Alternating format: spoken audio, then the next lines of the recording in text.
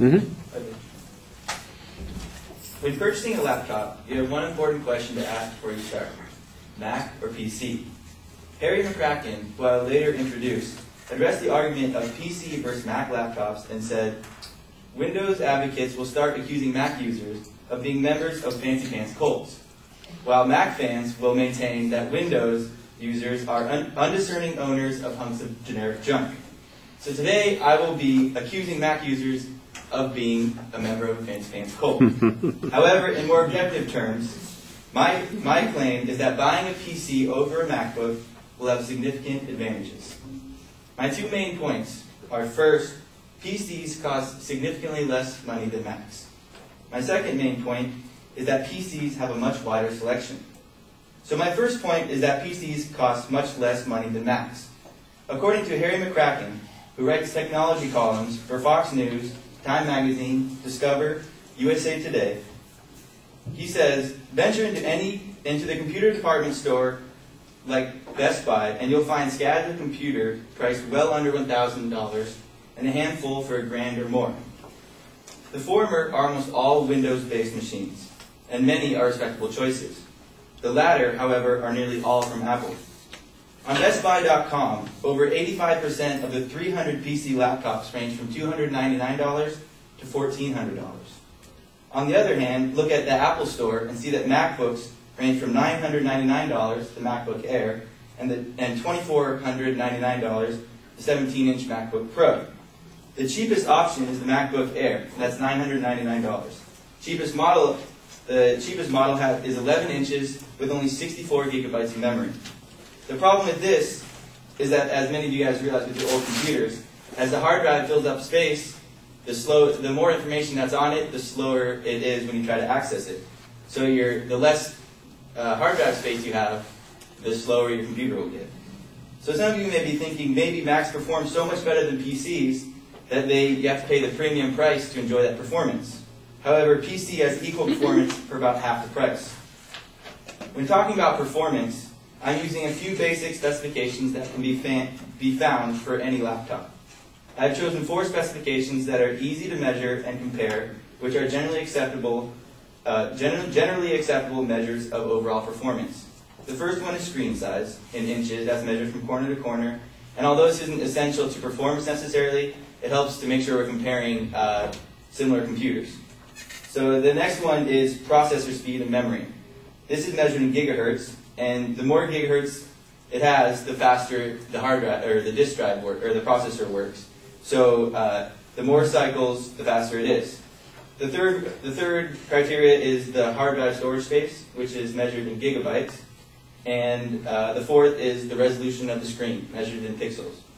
So compare almost any 2 laptops, one MacBook and one PC, with similar specifications in these defined areas, and the MacBook will be about twice as much money as the PC. Using specifications found on BestBuy.com, I compared the Toshiba Satellite L740 with the MacBook Pro. The Toshiba is $549. The MacBook Pro is $1,199, just over twice as much. Toshiba has a 14-inch display. The MacBook has a 13.3-inch display. The Toshiba has a 2.2 gigahertz processor, and the MacBook has a 2.3 gigahertz processor. The Toshiba Satellite has 640 gigabytes of memory, and the MacBook Pro has 320 gigabytes. And they both have equal resolution. So what are you paying for with all that extra money? Most will argue that Macs are easier to use and the operating system is more user-friendly. However, Glenn Doreen, a writer for technology magazine Popular Mechanics, says the underlying operating systems have distinctly different flavors, but in terms of functionality, Microsoft Windows Vista and Mac OS X have surprisingly similar built-in media, internet, and productivity applications. This further proves that PCs are just as efficient as Macs, but are a fraction of the price. My second point is that PC has much wider selection, both when buying one, as well as how you choose to run it. When purchasing a MacBook, you have a MacBook Pro with 5 options, and a MacBook Air with 4 different options. That's a total of 9 different options. When purchasing a PC, you have numerous options. You can decide which company, what size, what color, if you want a TV tuner, a Blu-ray player, HDMI port, and many other options, all of which aren't offered with Macs. All these variations mean hundreds of laptop choices and the ability to choose the perfect laptop for your purpose. MacBooks also run closed systems. Only Apple can make and approve programs, hardware, and software that are compatible. Although in some cases this means that the system runs smoother, in many cases it can limit what you want to do. The PC, on the other hand, runs an open system. This means many different companies and individuals can make programs, hardware and software that are able to run with the PC. This means freedom to upgrade and customize however you want after the purchase and run how you want.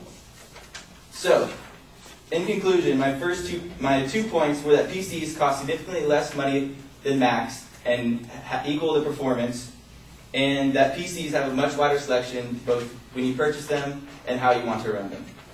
So those are the advantages that you will get by buying a PC over a MacBook.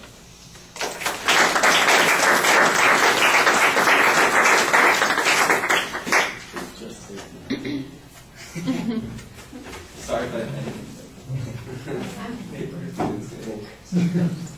Way to go. All right, Justin, everything's really well organized. I thought you did a nice job speaking to the audience continuously. You know the subject pretty well. The explanation about the criteria that you're going to use for performance was solid, although I do think that you need to talk a little bit more about some of those things that you don't necessarily feel are comparative, like you were talking about the screen resolution and some of the characteristics on that. I did like the other information, though, about the capacity and the gigahertz and all those kinds of things. You usually had good explanations on all those. I like the fact that you made an extra effort to get some information on the range of options and the prices in those. That adds a little bit to your credibility based on the experience. Like I said, you talk to the audience very consistently, and you build a lot of credibility that way as well. All right, thank you.